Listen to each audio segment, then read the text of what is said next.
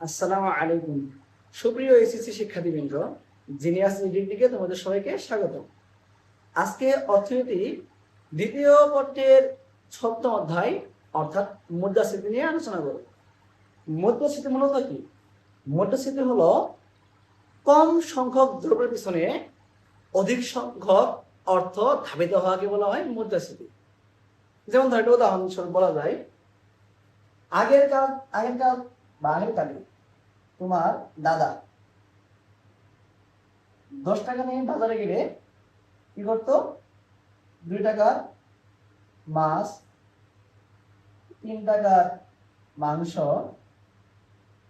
2 টাকার চাউল এবং 2 টাকার কি সবজি,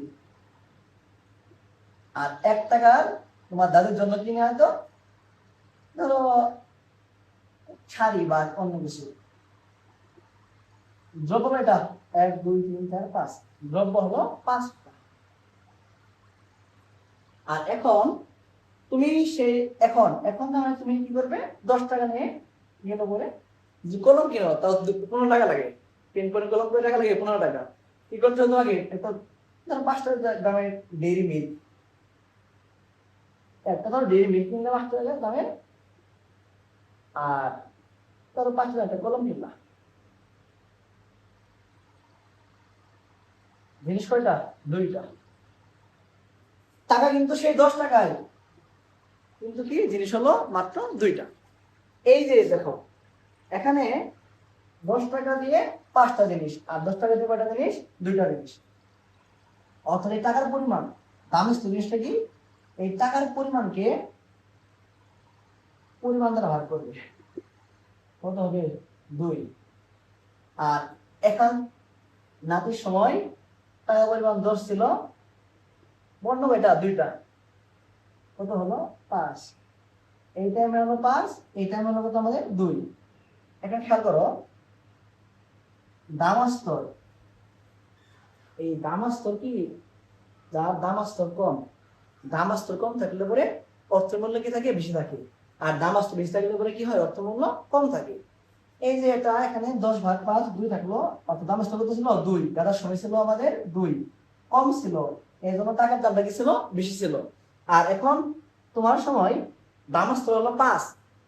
দামাস্তর জিনিসটা কি? টাকাকে পরিমাণ দ্বারা ভাগ করলে দামাস্তর পাওয়া যায়। এখন 5, দামাস্তর বেশি, এই জন্য টাকার দামটা কি? কম। এটা হলো আমাদের মুদ্রাস্ফীতি। এই কম কারণ কি? এই টাকাটা কোথায় গেল? এই জিনিসটা হলো আমাদের মুদ্রাস্ফীতি, টাকার দাম কমছে। এখন এই অধ্যায়ের মূল টপিক হলো মুদ্রাস্ফীতি হার নির্ণয়, অর্থাৎ চলতি বছরের দাম স্তর মাইনাস ভিত্তি বছরের দাম স্তর ভাগ ভিত্তি বছরের দাম স্তর গুণন কত? 100। আমরা বলে লিখতে পারি তা বাংলা লিখে পিএন, পিকে বোঝায় কি? দাম স্তর। চলতি বছর মানে কি? নতুন বছর, অর্থাৎ পিএন নিউ বছর, নিউ এন যখন নিউ, নতুন বছর বলতে কি? চলতি বছর। পিও কত কি? ওল্ড মানে আগের বছর। ভিত্তি বছর হলো আগের বছরটা, ভাগ পিও গুণন কত? 100। তুমি এভাবে শুধু লিখলেও হবে। এখন এরপর কি? সিপিআই, অর্থাৎ কাস্টমার প্রাইস ইন্ডেক্স। এটা জিনিসটা কি? সামেশন পিএন কিউও বাই সামেশন পিও কিউও, অর্থাৎ মাঝখানে কি গুণ আছে? গুণন কত? 100। সামেশন পিএন কিউ অর্থাৎ নতুন বছর এবং ভিত্তি বছরের, নতুন বছরের দাম ভিত্তি বছর গুণ করবে, গুণ করে যোগ করতে হবে, ভাগ কি? ভিত্তি বছরের দাম এবং ভিত্তি বছরের পরিমাণ গুণ করে যোগ করতে হবে। যোগ করার পর উপরেরটা এবং নিচেটা ভাগ করতে হবে, ভাগ করে দিয়ে 100 গুণ করলে কি পাওয়া যাবে? সিপিআই পাওয়া যাবে। এখন এখানে কাহিনী আছে, আবার কাহিনীটা কি? যদি শুধু সিপিআই বলে, সেক্ষেত্রে তোমাকে শুধু সিপিআই এর মান দেওয়া বের হবে তাই লিখতে হবে। এখন দেখো বের হচ্ছে 122 সিপিআই, ঠিক আছে, ইন্ডেক্স ঠিক আছে। যদি বলা হয় সিপিআই থেকে মুদ্রাস্ফীতি হার নির্ণয় করো, অর্থাৎ বক্স দিয়েছে, বক্স দিয়ে বলছে কি তোমাকে মুদ্রাস্ফীতি হার নির্ণয় করো, সেক্ষেত্রে তোমাকে লিখতে হবে, আমি হার বলতে কি 100%, 100% উপরে থাকতে পারবে না, সেজন্য তোমাকে এই 122 থেকে 100% বাদ দিতে হবে, অর্থাৎ 22% বাদ দিতে হবে। যদি কোনো হার বলে আগে সিপিআই বের করতে হবে, বের করার পর যা বের হবে, যদি 100-র উপরে হয়, 100-র উপরে হয় তাহলে তোমাকে 100 মাইনাস করতে হবে। আর যদি 100 নিচে থাকে তাহলে কি সেটা থাকবে আর যদি হার না বলে শুধু বলে কি সিপিআই বের করো, সেক্ষেত্রে যা নামবে তাই লিখতে হবে। এই জিনিসটা একটু মাথায় রেখো। এরপর চাহিদা ও ব্যয় জড়িত মুদ্রাস্ফীতি এবং চাহিদা জড়িত মুদ্রাস্ফীতি নিয়ন্ত্রণের সরকারের পদক্ষেপ। এই জিনিসটা 3 নং টপিকটা একটা মোস্ট ইম্পর্টেন্ট প্রশ্ন। এর দ্বারা কি বেশিরভাগ গুলোর মধ্যে আসবে ব্যয় বৃদ্ধিজনিত বা চাহিদা বৃদ্ধিজনিত। এরপর চাহিদা বৃদ্ধিজনিত নিয়ন্ত্রণের সরকারের পদক্ষেপ। এই পদক্ষেপের জন্য এটা এই যশোর বোর্ড 2025 সালে ঘনঙ্গে সুন্দরভাবে দেওয়া আছে, তোমরা দেখে নিও। আর পর টপিকের মধ্যে মুদ্রাস্ফীতির ক্ষতিকর প্রভাব।